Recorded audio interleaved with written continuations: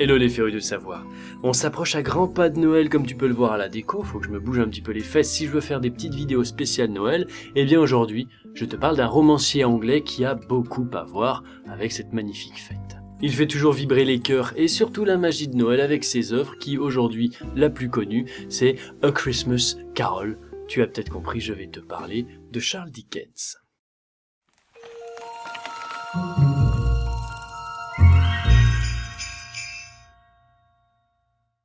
Charles John Huffam Dickens est né le 7 février 1812 à Portsmouth, en Angleterre. Une ville un petit peu portuaire que j'avais pas mal appréciée quand j'étais collégien, mais pas assez puisque j'aimais pas trop la déco, mais là je me dis que quand même, je vais aller voir la maison de Charles Dickens à Portsmouth. C'est dans le sud, à l'est. Alors son père travaille dans la Navy, mais il va être muté à Londres, alors du coup Charles n'aura pas le temps de profiter de cette petite maison à Portsmouth, puisqu'il part direct pour la capitale de l'Angleterre. À peine 5 ans, il s'installe dans une maison dans le Kent, vu qu'encore une fois, son père a reçu une nouvelle mutation et est obligé de partir de Londres. Encore une fois, un déménagement. Mais pour se consoler, ils ont quand même 2 domestiques, donc autant te dire que l'ambiance est plutôt confortable. Malgré une jeunesse heureuse, simple et pleine de belles choses, à 12 ans, il connaît un traumatisme qui va le marquer à vie. Vraiment à vie, c'est l'emprisonnement de son père. Il est endetté et il va du coup plonger sa famille et surtout le petit Charles dans la pauvreté. Il est choqué, bouche bée devant les enfants qui sont pauvres et il va terminer lui-même dans une usine de cirage de chaussures où 10 heures par jour, pour très peu d'argent, il a pour mission de coller des petites étiquettes sur des bocaux. Mais bon, 1 an plus tard, à 13 ans, il va se prendre la tête avec le propriétaire, elle va finir par être dégagée et retourner sur les bancs de l'école. Il commence à s'éprendre d'amour pour le théâtre et il y va assez souvent, presque tous les jours, et il va même jusqu'à imiter les gens qu'il voit dans la rue, les mimiques, les accents, les façons de parler, et on retrouve tous ces petits délires dans ses livres, donc ça fait l'authenticité du personnage. Le voilà majeur, le petit gars, quand il tombe amoureux de Maria Bednell, une très jolie fille qui a un papa qui ne veut pas beaucoup de Charles, et oui. Enfin, Charles Dickens à cette époque, c'est un fils de détenu qui loge dans un pub. Qui en voudrait? C'est pas un beau tableau de famille quand tu tiens ta belle-fille que tu veux mettre dans les mains de quelqu'un qui est aussi aisé que toi. De toute façon, j'allais conclure, mais non, de toute façon, cette Maria était pas très, ouverte au charme de Charles. Il avait beau, vu qu'après ils se sont séparés, puisqu'il y a eu déménagement, il a beau lui envoyer des lettres enflammées, pleines d'amour, elle s'en fiche un peu. Il a essayé pourtant, hein. Il a envoyé des cadeaux, des lettres et tout. Non, ça n'a pas pris. Donc du coup, il s'est lassé. Au revoir Maria. Mais pas adieu. On verra plus tard. En tout cas, ça va beaucoup le marquer puisque même dans sa vie future, il va parler quand même de cette rencontre comme de la plus perturbante de sa vie sentimentale. En cette année, Charles décide, après avoir été journaliste pendant pas mal de temps, de se consacrer uniquement et seulement à la littérature. Il démissionne donc du Morning Chronicle, où il avait l'habitude d'écrire ses petites rubriques, et se plonge dans des écritures de romans magnifiques.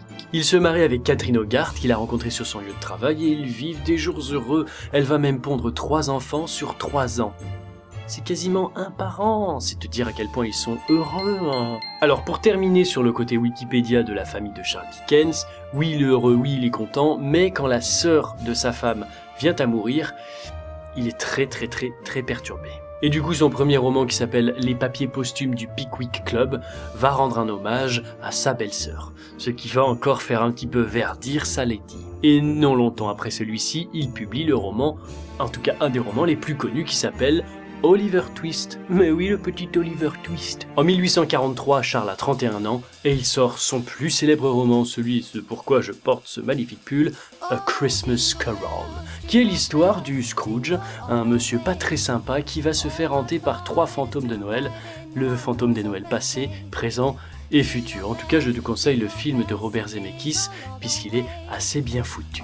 Elle est en tout cas en son temps considérée comme une œuvre parfaite. C'est le mot, une œuvre parfaite.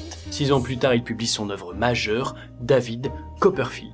Il montre là au travers de ses propres yeux un Londres un peu laborieux, pauvre, et David Copperfield est très bien incarné par David Radcliffe dans le film que je te conseille à nouveau de regarder. C'est toujours très célèbre et c'est une histoire très attendrissante.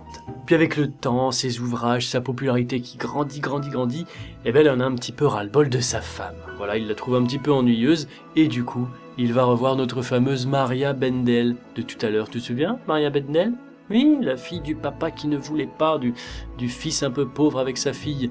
eh bien il se revoit un petit peu. Quant à sa femme, elle devient un petit peu mentalement confuse, j'ai envie de dire. Ils font du coup chambre à part et ils vont terminer par se séparer. Et je pense que c'est mieux comme ça. Il publie son dernier roman achevé par lui-même qui s'appelle L'ami commun et qui raconte la société anglaise dans son ensemble qui est plein de superficialité urbaine. Et ça va bien marcher, puisqu'il est hyper populaire, ça va bien marcher. Il va même faire une tournée d'1 an en Amérique pour lire ses œuvres, puisqu'il adore ça. Il adore se mettre en scène, lire ses trucs avec sa passion, et ça, c'est tout Charles Dickens. Puis en 1870, sa belle-sœur Georgina, qui a une place très importante pour Charles, décide de le rejoindre dans un restaurant pour un dîner. Mais Charles ne va pas très bien, il va le dire à Georgina, qui décide de lui dire « Je vais tout de suite appeler un médecin, Charles, tu vas pas bien ?» Charles va répondre « Non ».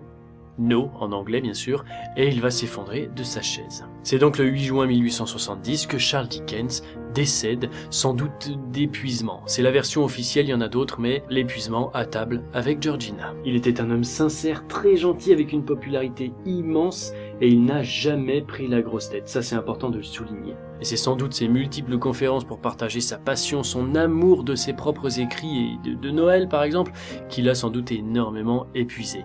C'est évident, il mettait tout son cœur à l'ouvrage pour parler de ses œuvres. C'était vraiment quelqu'un de gentil, très gentil. Le monde entier va être en deuil, surtout l'Angleterre, et beaucoup vont dire que c'est la première fois qu'une nation est autant en deuil pour quelqu'un. Et ben ce sera pour Charles Dickens. Adieu l'artiste. De nos jours, aux côtés de J.K. Rowling avec ses livres Harry Potter, les écrits de Charles Dickens sont les plus traduits au monde dans diverses langues. Je ne pense pas que ça batte le record de Harry Potter, mais quand même, c'est un auteur qui est énormément traduit et lu. Merci à toi d'avoir suivi ce tea time un peu court, mais c'était la vie de Charles Dickens. J'essaye à chaque fois de condenser et de faire morceaux famille, vie perso, travail, mort.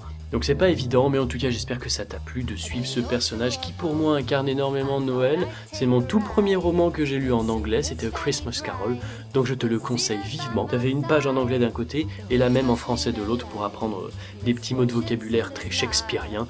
Je t'incite à le lire et surtout à voir le film de Zemeckis qui est très très cool. Un petit peu flippant, mais c'est la magie de Noël. D'ailleurs c'est pour bientôt, non?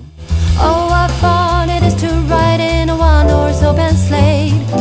Jingle bells, jingle all the way.